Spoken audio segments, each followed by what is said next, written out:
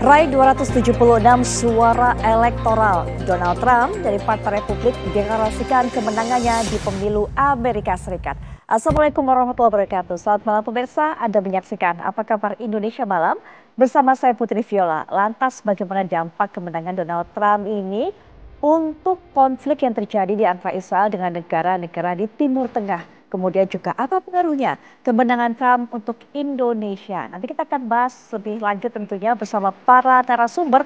Dan selengkapnya Anda bisa simak selama 1 jam ke depan di Apa Kabar Indonesia Malam.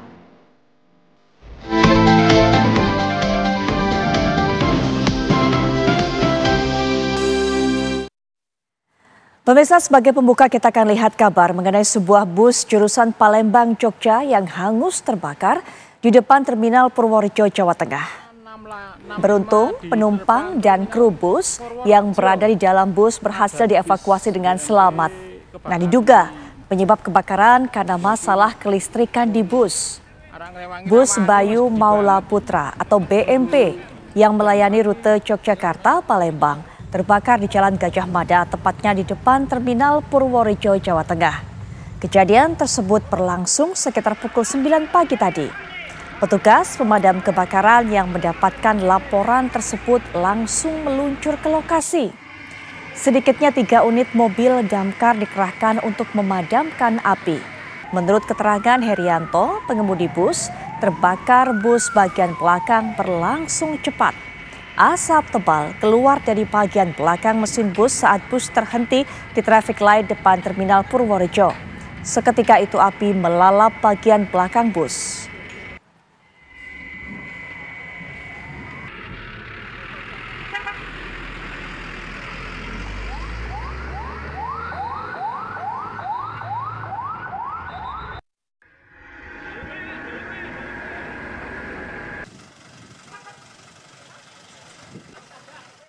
Seorang anggota polisi lalu lintas Polres Garut, Jawa Barat ditabrak oleh pengendara sepeda saat mengatur lalu lintas. Insiden tersebut menjadi viral di media sosial dengan sebuah rekaman CCTV berdurasi 14 detik. Pemirsa, Anda bisa saksikan ini rekaman CCTV saat anggota polisi lalu lintas Polres Garut, Jawa Barat ditabrak oleh pengendara motor di depan Mako Polres Garut. Kejadian berawal saat anggota bernama Bribka Sandi yang sedang mengatur lalu lintas tiba-tiba melihat pemotor yang menggunakan knalpot bising. Ia sontak berupaya menghentikan, namun dirinya malah ditabrak oleh pemotor tersebut hingga terjatuh dan babak belur. Pemotor yang menabrak anggota polisi hingga terpental ini kemudian kabur ke arah bundaran STM.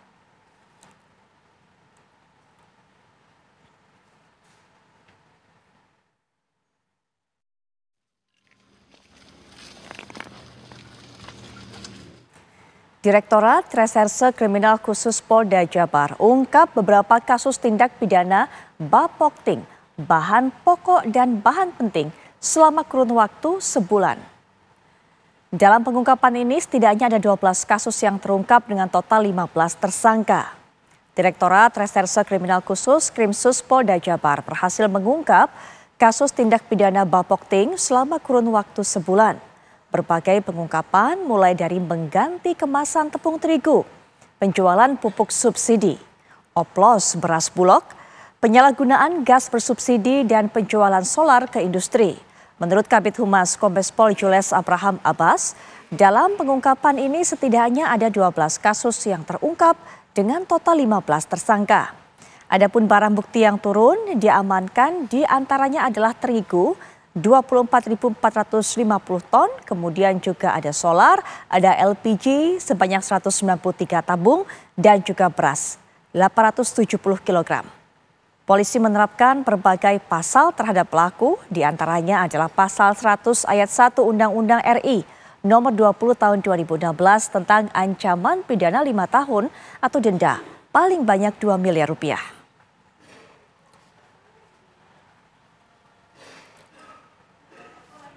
Dapat saya sampaikan terkait dengan rekan-rekan media, kalau masih ada pertanyaan kami dari masyarakat dan Pemirsa, akibat longsor di Jalan Kecipet yang menghubungkan Kampung Karang Tengah menuju Parung Panjang Bogor, aktivitas warga menjadi terganggu. Pasalnya jalan tersebut adalah jalan alternatif yang digunakan oleh warga sekitar.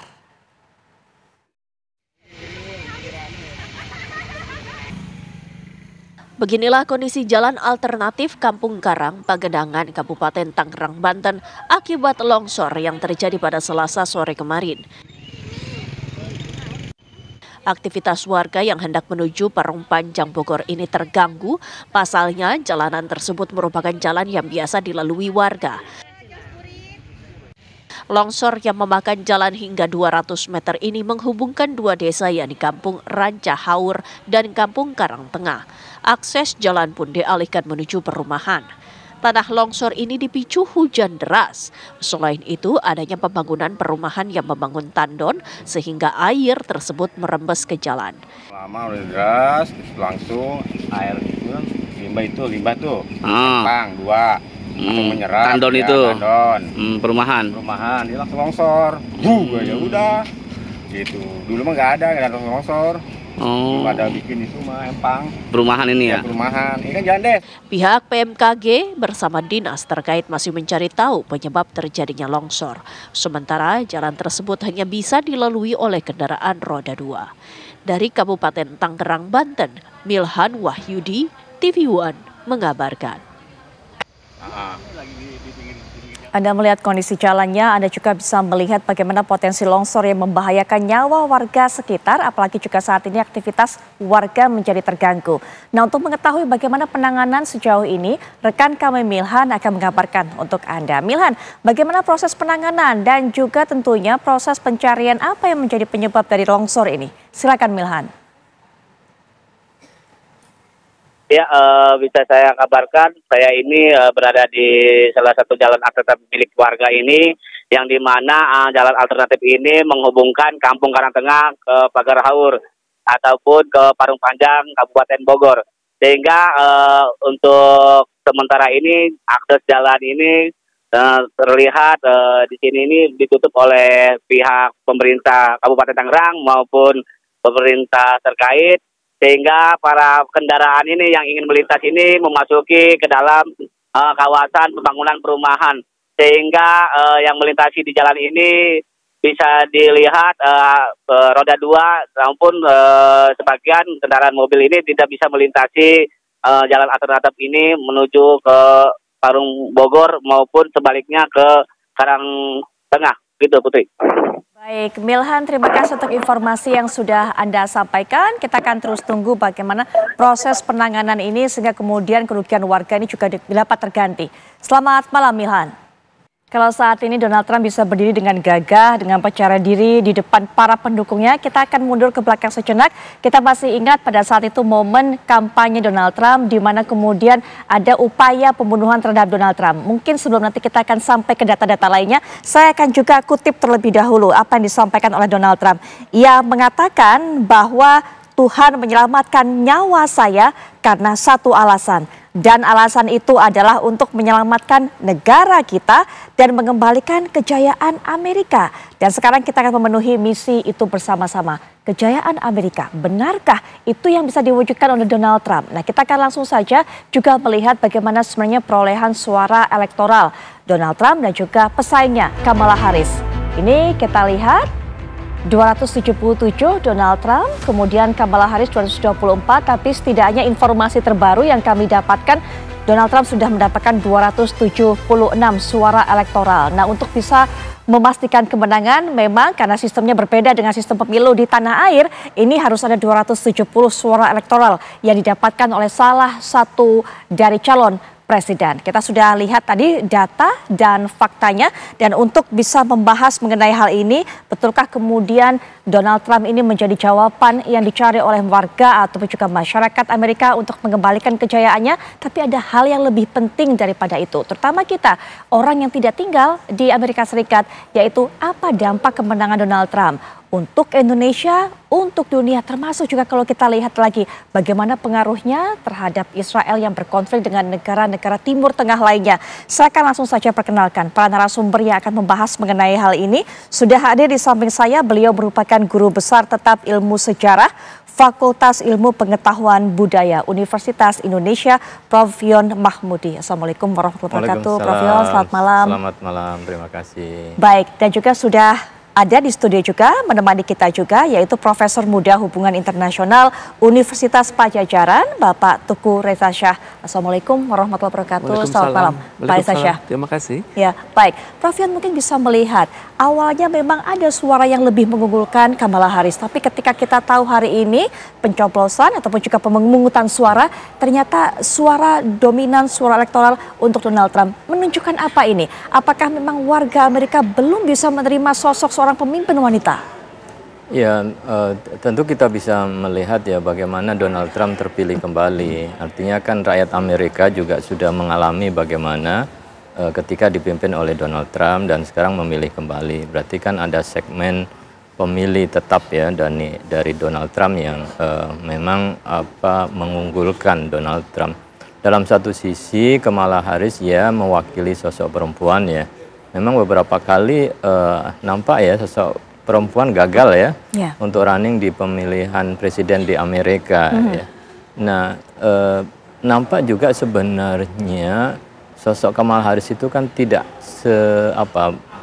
dalam sisi lawan tanding Donald Trump itu kan mungkin kita tidak melihat bahwa Donald Trump itu sangat hebat, tetapi ada kelemahan dari Kamala Harris yang sebenarnya dipersiapkan dalam waktu yang juga tidak lama ya, karena kan menggantikan Biden. Betul. Dan Biden pada awal itu masih digadang-gadang untuk menjadi calon, tetapi kan mengundurkan diri. Jadi dari sisi ini kita bisa memahami, apalagi isu-isu yang dibawa oleh Donald Trump itu kan banyak isu-isu yang bersifat populis ya, yang berkembang di masyarakat, di grassroots, kemudian ingin make American great again ya, hal-hal slogan-slogan itu bisa saja memang dalam kondisi Amerika sedang mencari figur lain selain Biden yang dianggap selama ini mungkin kurang menunjukkan leadership ya, yang bisa menunjukkan kapasitas Amerika di dunia global. Gitu. Baik, isu-isu populis Pak Reza diangkat oleh Donald Trump,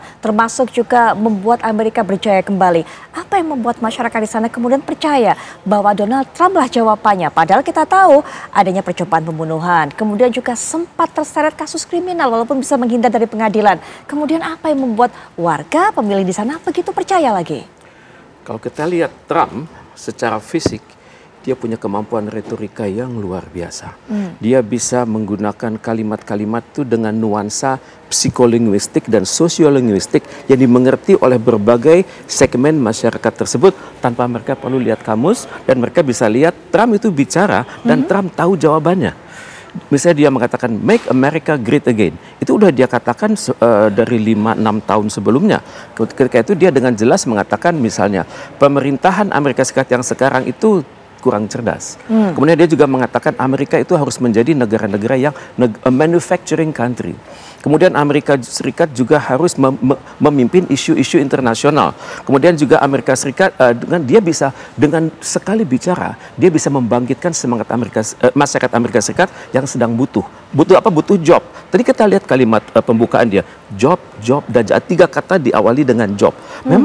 Memang masyarakat Amerika Serikat sekarang ekonomi sedang turun dan mereka melihat di depan mata kemampuan Amerika Serikat menahan produk-produk dari Cina itu susah.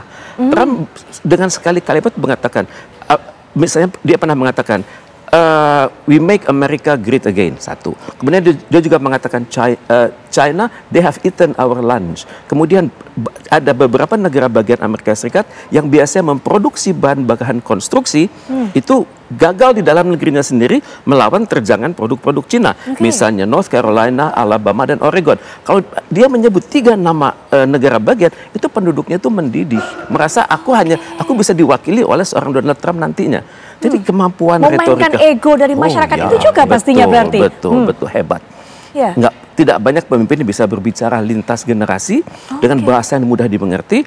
Dan juga dalam kondisi sekarang, di mana kejar-kejaran kan, sampai seminggu lalu angka masih 46, 47, 46, 47.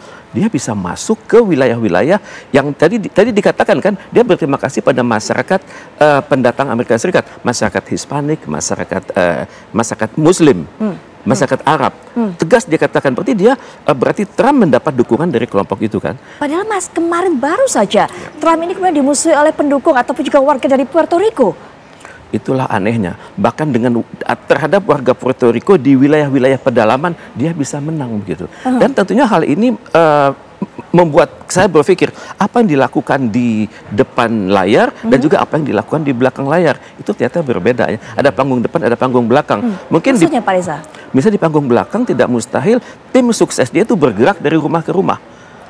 Dan kemudian barangkali melakukan editing dari statement-statement Trump tersebut, mungkin dengan kata statement pimpinan kami mungkin tidak dimengerti dengan penuh karena ini adalah bahasa kampanye. Tapi kita lihat di daerah-daerah yang pro Demokrat itu kemenangan dari Harris itu makin kecil. Jadi walaupun Trump tidak menang di situ, tapi skornya itu semakin dekat. Jadi ini tanggapan dari media Fox per hari ini. Kemudian juga tadi kita katakan sama-sama dia pernah hampir terbunuh. Itu betul sekali, itu peluru itu benar-benar nyasar dan tepat. Trump mengatakan Tuhan sudah mempercayakan saya untuk memimpin Amerika Serikat selanjutnya dan masyarakat percaya. Dan tim kampanye benar-benar menggunakan momentum itu untuk meningkatkan citra Trump dan dia berhasil, rezeki dia. Suara kaum muslim di Amerika sebenarnya condong kemana? Kamala Harris atau Donald Trump? Tapi nanti Prof Yon mungkin bisa mengulas lebih ini karena juga termasuk harapan mereka. Apa yang bisa dilakukan oleh dua sosok ini, Kamala Harris ataupun Donald Trump, untuk bisa menyelesaikan konflik antara Israel dengan negara-negara Timur Tengah lainnya? Kami akan kembali membahas ini setelah jeda. Mungkin sedikit informasi juga untuk Anda, penentuan kemenangan bagi Donald Trump ini ada di daerah-daerah yang memang ini swing state-nya yang menjadi battleground ini ternyata dimenangkan oleh Donald Trump, yaitu daerah Philadelphia, kemudian juga Wisconsin. Tadi sebelum jeda juga saya sempat tanyakan kepada Prof Yon, kemana suara kaum muslim terutama di Amerika Serikat? Apakah cenderung ke Kamala Harris atau memberikan suaranya pada Donald Trump? Karena ini melambangkan harapan mereka kepada pemimpin baru mereka yang bisa setidaknya menjembatani konflik Israel dengan Palestina. Prof Yon. Ya, kalau kita melihat suara muslim di Amerika kan muslim itu kecewa ya dengan kebijakan Biden yang tidak tegas ya, terhadap perang yang terjadi, genosida yang dilakukan oleh Israel. Sehingga masa-masa kampanye itu banyak sekali ungkapan-ungkapannya yang menyebutkan jangan pilih Harris karena Harris kan bagian dari Biden. Jadi upaya untuk menjauhkan komunitas-komunitas muslim dengan Demokrat ya. Dan di samping Donald Trump dan Harris itu kan ada calon independen ya, Jill Stein kalau nggak salah, perempuan dari Partai Hijau. Dan itu menunjukkan bahkan memberikan dukungan yang kuat terhadap Palestina sehingga banyak suara-suara komunitas muslim diarahkan ke sana asal bukan ke Harris karena itu menunjukkan kekecewaan mereka. Dan Donald Trump juga mampu untuk mencoba ya membuat atraksi ya kepada komunitas muslim yang mengatakan bahwa ya kalau dia menjadi presiden perang di Gaza akan selesai, dihentikan. Cuman kan tidak ada penjelasan bagaimana dia akan menghentikan perang Gaza, apakah berpihak kepada Palestina atau justru kepada Israel yang itu tadi apakah membuat nasib Palestina menjadi baik atau semakin menderita. Nah itu kan belum selesai, tetapi itu menjadi daya tarik. Bahkan dalam kampanye terakhir kan dia juga mengumpulkan beberapa imam-imam ya di state-state tertentu dan itu memberikan dukungan kepada Donald Trump yang artinya mereka berharap bahwa ya Donald Trump bisa berkontribusi di dalam hal menghentikan ya genosida yang terjadi saat ini. Jadi suara komunitas muslim memang banyak yang tidak karena kekecewaan terhadap Biden, terhadap Harris yang kemudian tidak disalurkan ke mereka. Baik, tapi apakah Pak Reza, menurut Pak Reza, harapan dari kaum muslim di Amerika Serikat tersebut akan terwujud atau hanya sekedar pepesan kosong belaka nantinya menjadi korban dari janji-janji manis Trump juga? Karena kalau kita lihat begitu dekatnya hubungan antara Israel dengan Amerika Serikat, bahkan Netanyahu juga menjadi salah satu tokoh yang langsung mengucapkan selamat kepada Trump akan hasil ini, Pak Reza. Memang Israel dan Amerika Serikat itu kan setali tiga uang ya. Selalu kebijakannya identical ya. Tapi ada hal yang menarik dalam pidato Trump tadi, mengatakan berterima kasih pada masyarakat Hispanik, Arab dan Muslim kan. Dan biasanya kalau Trump itu bicara itu dia jujur. Dia katakan itu dan dia artikan itu. Okay. Dan tentunya sekarang tergantung pada masyarakat Muslim sendiri. Bukan hanya sekedar lip service artinya ya? Itu beda Trump dengan orang lain. Okay. Kalau orang lain barangkali no action, talk only kan. Yeah. Kalau NATO, kalau Trump bicara lurus. Dan dia bahkan seringkali dia mengatakan pemerintahan Amerika Serikat itu they know what to do but they don't know how to do it. Dan Trump adalah jawaban. Jadi kalau kita bicara dengan Trump, tentunya saya pikir masyarakat minoritas, Hispanik, Arab dan Muslim akan menagih janji itu. Akan menjadi tema mereka terus-terusan kala berhubungan dengan Trump. Saat ini di Amerika ada masyarakat Yahudi namanya AIPAC kan. Itu adalah lobby yang luar biasa. Dan sekarang saya pikir masyarakat Arab dan masyarakat Islam mencoba belajar dari keberhasilan AIPAC selama ini, dan untuk itu mereka mencoba menggunakan momentum ini untuk menyaingi AIPAC dalam pengambilan keputusan di tingkat Amerika Serikat. Mereka sudah punya amunisi. Hari ini Trump secara khusus berterima kasih kepada masyarakat Arab dan masyarakat Muslim. Baik, salah satu jalan tengah yang coba terus dikencar, ditawarkan untuk menyelesaikan konflik Israel-Palestina adalah terciptanya two-state solution. Kemudian juga antara Israel dengan negara-negara Timur Tengah lainnya juga adanya gencatan senjata. Bagaimana kemudian menurut Prof Yon pemikiran ataupun juga pandangan Trump mengenai hal itu? Nah, kalau kita lihat ke belakang ya, statement-statement Trump itu memang agak meragukan two-state solution, bahkan agak sulit untuk dicapai. Saya kira tentu ini menimbang ya posisi Israel yang hingga saat ini belum memberikan indikasi kerelaan untuk berdirinya sebuah negara yang dinamakan Palestina. Tetapi dari satu sisi dia berusaha untuk bisa menghentikan peperangan. Tapi yang kita lihat yang ada dalam bayangan Trump dan beberapa penasihat ahli Timur Tengahnya itu kan membayangkan Palestina sebagai negara tetapi tidak memiliki kedaulatan penuh. Jadi Israel tetap memiliki kontrol ya terhadap mereka, kemudian setelah itu secara ekonomi ditawarkan perbaikan ekonomi, kemajuan dan lain sebagainya, dan meminta negara-negara Arab untuk berkontribusi sehingga posisi Palestina tidak sama sekali lepas dengan Israel. Jadi kalau two-state solution bukan betul-betul sebagai independen berdaulat penuh, tetapi tetap ya dalam kontrol tertentu, dalam hal mungkin pertahanan, dari sisi kebijakan luar negeri masih tetap itu menginduk kepada Israel, karena tentu Trump menginginkan juga bahwa memberikan ya, menenggang ya perasaan Israel sendiri yang sampai sekarang tidak bisa untuk memberikan kemerdekaan bagi Palestina, dan itu mungkin sebagai jalan tengahnya ya, kemerdekaan tetapi tidak penuh, Israel masih memiliki kontrol. Dan sikap Trump terhadap Netanyahu sebenarnya kan juga tidak betul-betul kuat ya, karena Trump juga pernah kecewa ketika pada saat dia running melawan Biden, pada saat Trump masih yakin bahwa dia menang, ternyata Netanyahu kan sudah memberikan ucapan kepada Biden. Nah ini nampaknya bahwa loyalitas Trump ya kepada Israel, tetapi hubungan dengan Netanyahu belum tentu akan baik, dan kondisi Netanyahu saat ini kan juga dalam kondisi yang pemerintahannya sedang bertikai ya. Nah ini juga mungkin ya menjadi bagian penting yang harus kita lihat ya, berkaitan dengan ke depan seperti apa masa depan Palestina ketika Trump menjadi pemimpin Amerika. Baik, memprediksi hubungan berikutnya antara Amerika dengan Israel, antara Trump dengan Netanyahu seperti apa? Apalagi Trump tentunya juga tadi melihat, Prof Yon sudah katakan ada konflik internal yang terjadi di Israel. Pak Reza. Tentunya harapan dunia ya, Trump ini membantu pendirian negara Palestina yang berdaulat, kemudian memiliki hak yang sama dengan 192 negara lainnya di dunia kan. Tapi kan yang dunia itu lupakan adalah Palestina sebagai negara itu secara teori sudah mulai bermasalah. Walaupun Dewan Keamanan PBB tahun 67 itu mengatakan two-state solution kan. Misalnya persyaratan pertama adalah wilayah. Wilayah Palestina kan dari makin hari makin kecil, satu.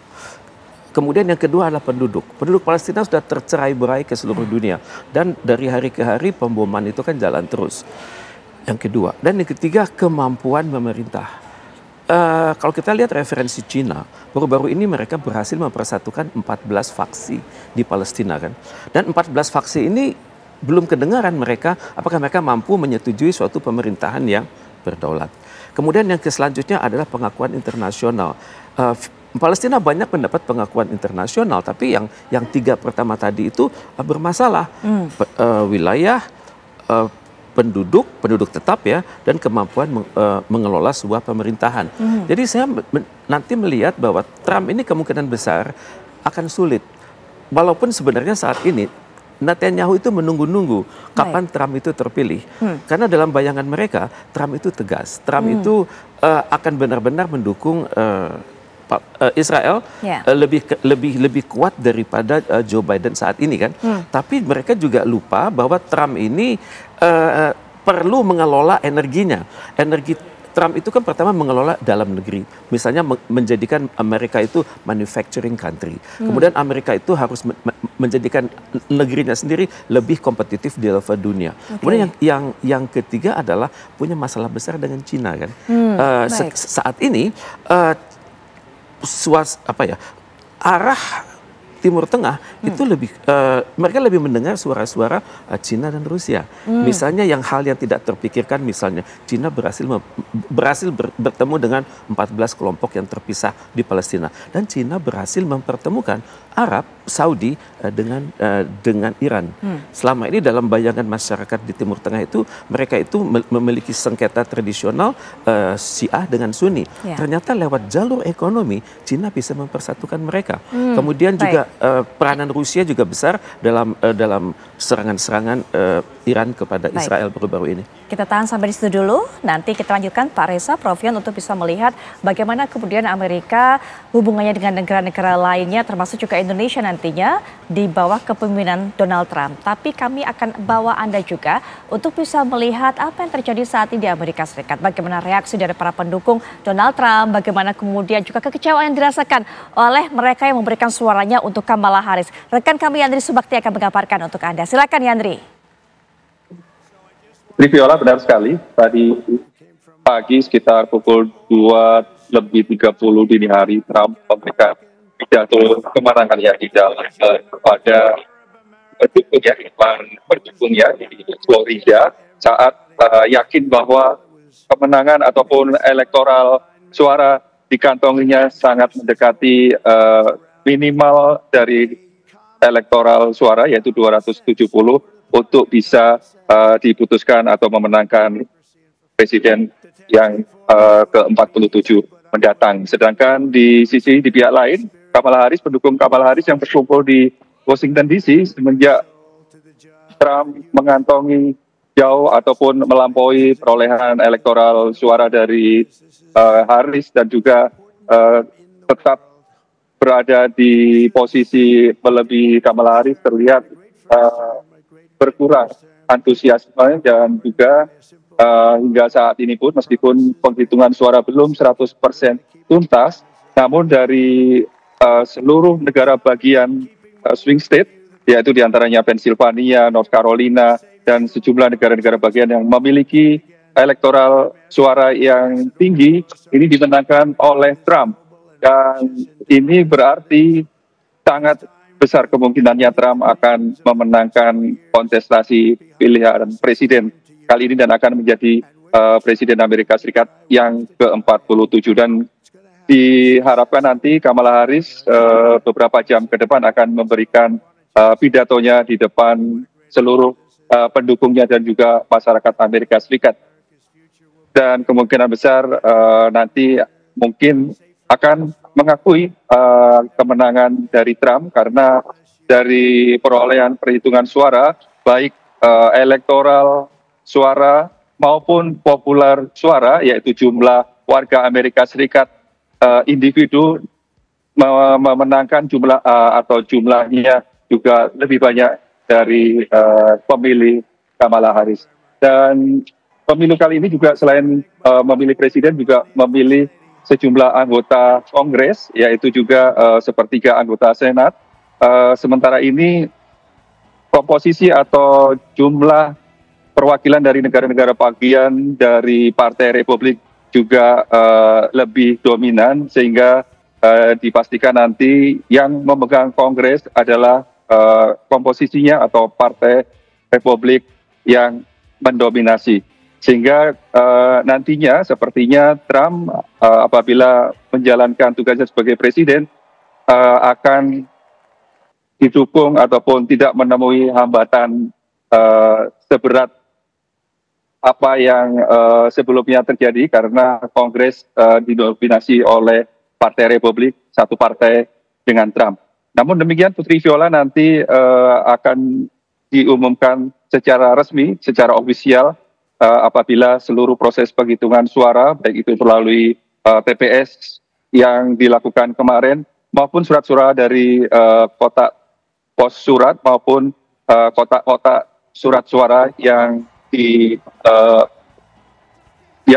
telah dikumpulkan, nanti dihitung secara lengkap, pasti nanti akan diumumkan lebih resmi siapa pemenang presiden maupun komposisi Kongres.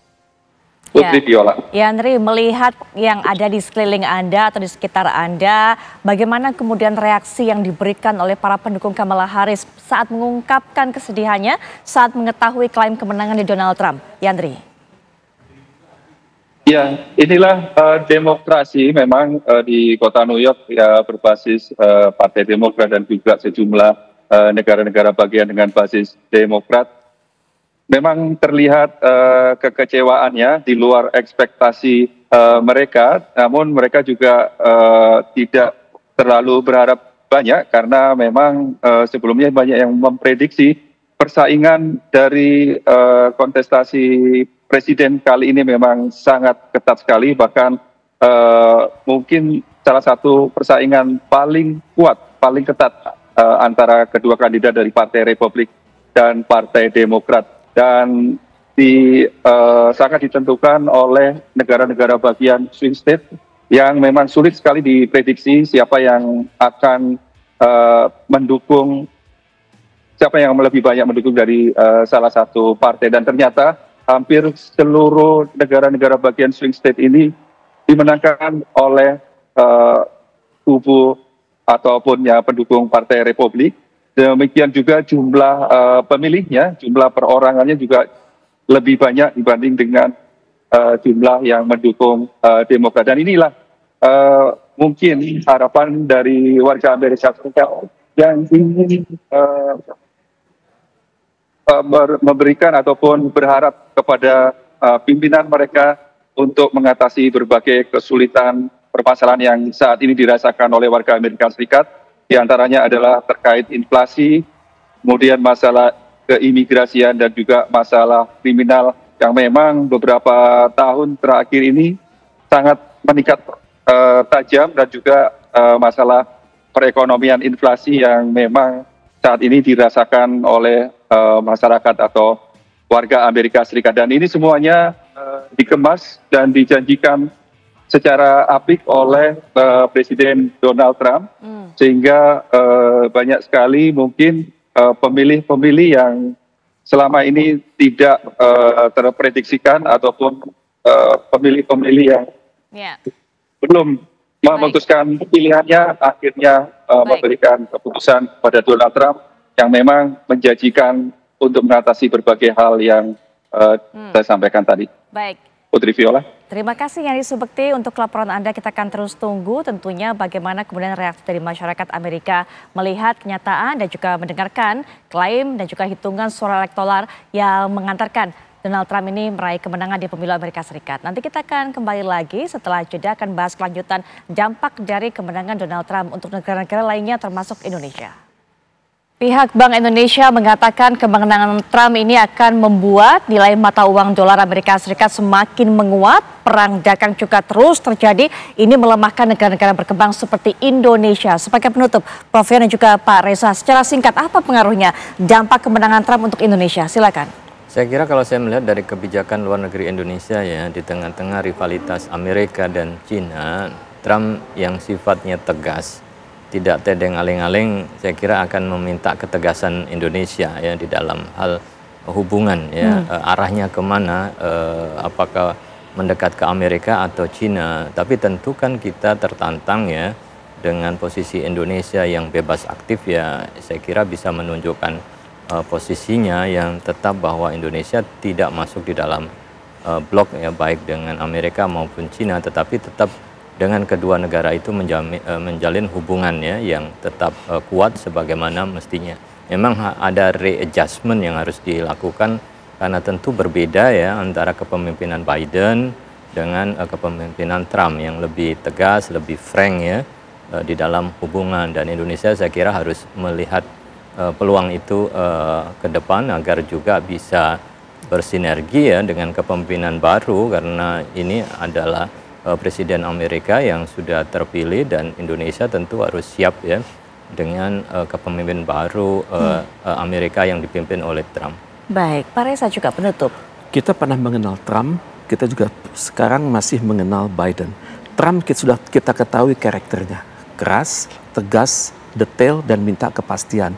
Dan untuk itu kita hendaknya benar-benar meyakinkan Trump bahwa Indonesia benar-benar menjalankan kebijakan luar negeri bebas dan aktif. Dan kalaupun Indonesia terlibat dalam berbagai isu-isu regional yang lain, misalnya BRICS, itu tetap dilakukan dalam kerangka bebas aktif Indonesia. Dan untuk itu Trump sangat mengharapkan adanya ketulusan, ketegasan, dan juga negara manapun di dunia jangan neko-neko deh dengan apa yang mereka lakukan, dan mereka hendaknya juga jangan bermain standar ganda dalam hubungan dengan Amerika Serikat.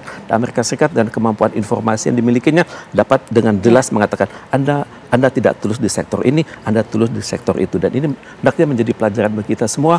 Trump di sana dan kita hendaknya bermain pada level yang lebih tinggi, taat hukum internasional, taat pada prinsip-prinsip governance, taat pada prinsip-prinsip ya good governance ya. Baik, Pak Reza terima kasih, Prof Yon terima kasih. Kita juga jadi mengetahui bagaimana tentunya pandangan dari dua narasumber saya ini mengenai dampak dari kemenangan Trump untuk berbagai daerah ataupun juga berbagai negara tentunya. Nah, setelah jeda Anda juga bisa menyaksikan debat pilkada pemilihan calon bupati di Malinau, Kaltara. Akhir kata saya Putri Viola pamit. Selamat malam, sampai jumpa.